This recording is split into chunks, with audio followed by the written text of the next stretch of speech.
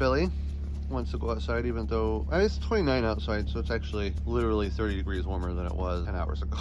Only in Minnesota. Come on. We're the only ones here right now.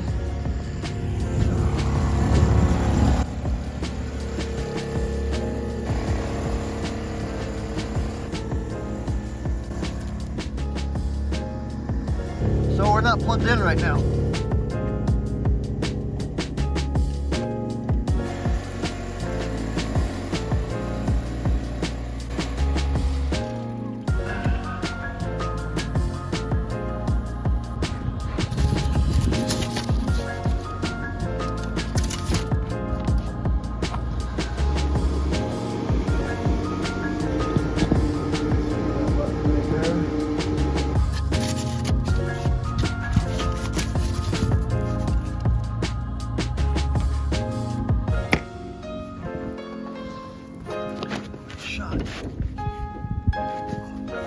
It's so good you waited for all of that.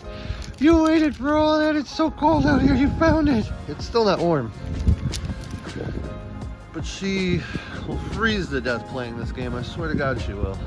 Let her find that for a while. Hello, it's the morning after. It was 0 degrees with wind chill all last night, and my basement heater was on all last night. I thought that I had enough battery to cover it, but when I woke up this morning, my voltage was at 23.99. It's equivalent to 11.9 volts per battery. If you know lead acid, you know that that is way too low. That's when you're approaching the dangerous area for the battery. I still said that it had 50 amp hours left in the battery, but obviously that heater running all the way through the night was too much for the battery to be able to sustain healthily. I immediately shut everything off. I apologize, I didn't get any footage of that this morning. I was literally checking my levels as I do every morning when I notice that a lot of times when I'm having a panic attack and I'm trying to figure out how to fix something, I don't always think to grab the camera. What you saw me do right there, I had the generator running because when you're plugged up to 15 amps, I can only really get a maximum of about 15 to 20 amps going into those batteries, and with the lights and all the heaters on, it's really only like realistically 10 amps. And I wanted to get the batteries a really good charge. When I turn the generator on, I can get 30 amps all the way back there. And even with all the lights and the heaters on in the basement, I'm still putting like 20 amps into the batteries. It has a 40 amp battery charger on it, which is really nice. By turning on the generator, I'm actually able to get a quicker charge in those batteries, which is what I want today. I changed everything around a little bit. Hi, Billy.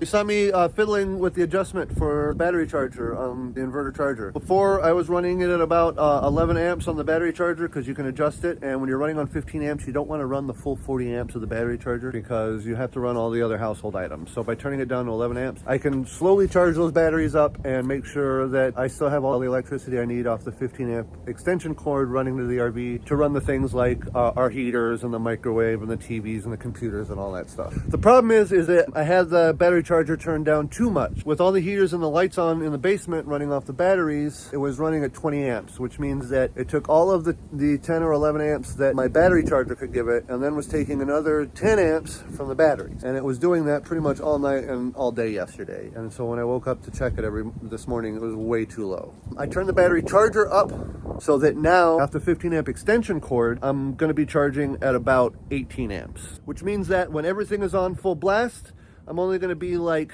2 to 4 amps coming from the batteries. And 2 to 4 amps from the batteries is going to give me a lot more amp hours to use and a lot more of a cushion than 10 to 12 amps. If a battery is giving you 10 to 12 amps an hour and it only has like 200 amps to 250 amps, it's not going to take long. You know, less than 20 hours you can kill a battery. And we almost did that. So luckily, I watch all my gauges every morning. I check up if you have a battery system on board. You should religiously check your batteries. If I hadn't been the guy who gets up every morning and checks those batteries, I would have done serious damage to them. And that's like $1,200 worth of batteries we really do not have to replace. And the system won't run without the battery. Checking them every day literally saved our butt. I was able to start the generator, get the batteries charged up to like 76 or so percent. I'm also gonna adjust the thermostat of the heater that I keep in the basement. I wanna show you guys that next. Here's my rear water bay.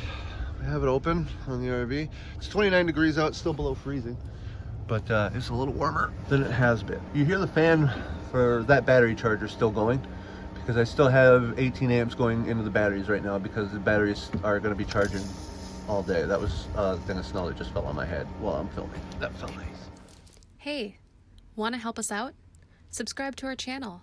It's totally free and it would really bring us joy. Then click the bell notification so you know when we have a new video up. Thanks. Here's the system. So here's the secondary inverter that I have. I have this off right now for filming, and while I'm making my adjustments to that inverter, I wanted to make sure that this wasn't pulling a draw. If this was on and pulling a draw, I wouldn't have gotten an accurate reading from the battery charger on that, and it would have been all messed up. I have a heater here that runs off of this thermostat. And then I have a heat lamp. It's a 60-watt heat lamp. It stays on just to kind of keep the pump in these lines warm. And then the heater, actually, it's aimed away from this water tank, but basically it's aimed so that it'll keep the water pump and all of this bay warm.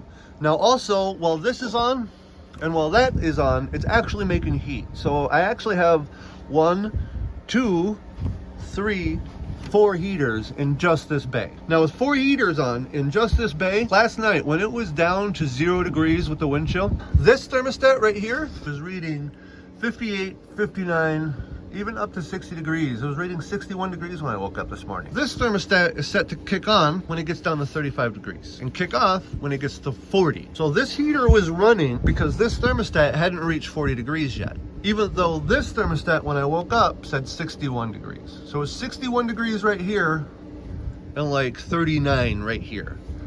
You see the difference? That's crazy how much cold air gets in from this door at night, okay? So what I'm gonna do is I'm actually gonna reprogram this. So we actually want this to go on a little bit lower. So at 33 degrees, that's gonna come on. It's also gonna go off at about 38 degrees. You see it says 43 in here right now, so that's good.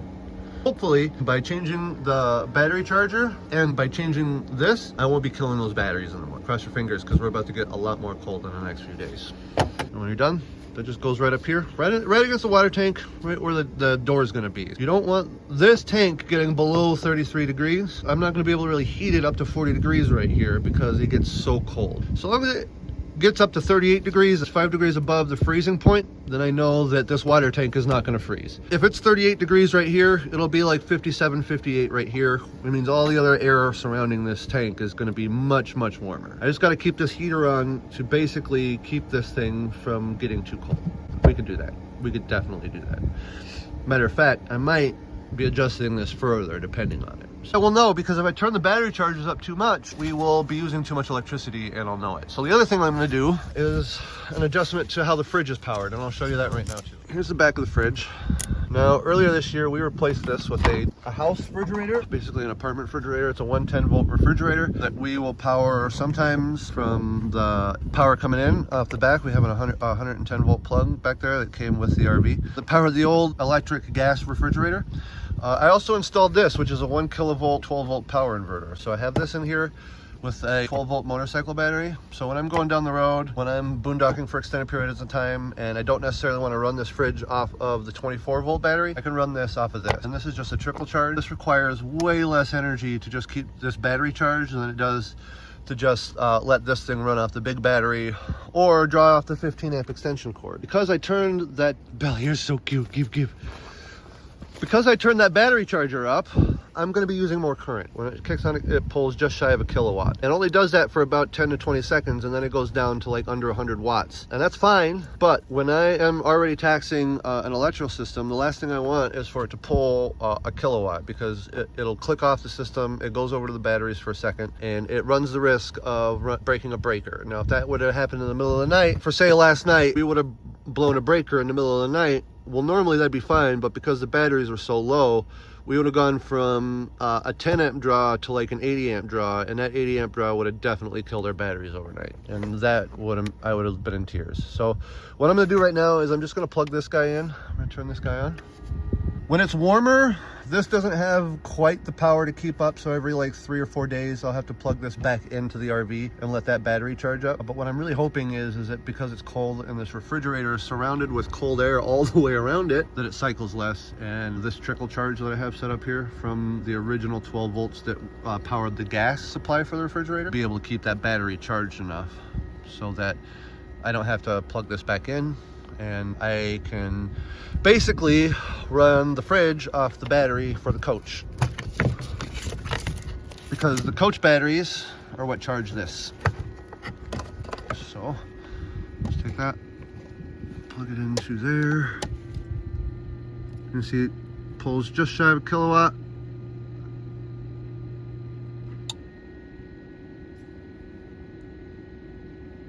And it clicks down. So that's all it does while it runs. So now it's going to be running off this battery.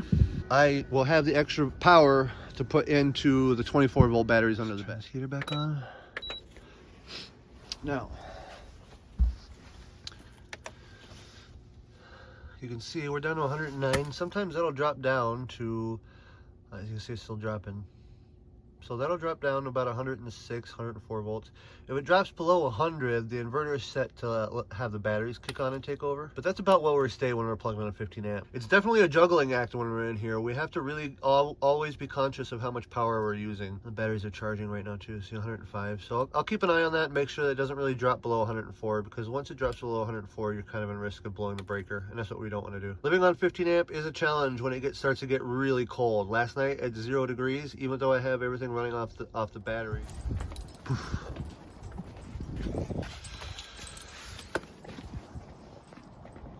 It's 39 degrees today, which means we're gonna climb up on that ladder. I don't want to dig the other half of that, so I'm using just that ladder. We're gonna get up there. I'm gonna sweep the roof, get all the snow off. But you're gonna get a lot of snow, but you can see it's good to get up here and don't just let this accumulate and turn into ice. Get this all swept off and get ready for another snowstorm. Hey, the one-handed cameraman on top of a roof. It's slippery, with pretty slippery shoes. I like how the skylight was had no snow on it, because so much heat is coming through that. Even though I did actually put Henry's roof coating on top of that, so it's not as bright in the bathroom anymore. It's a little bit more insulated. Ooh, I can feel that wind pushing me. All right, I'm gonna stop recording. We're gonna get this done. Terrifying. Where's my dog? Oh, she's over there. Yeah, don't push snow on your dog. That'd be bad.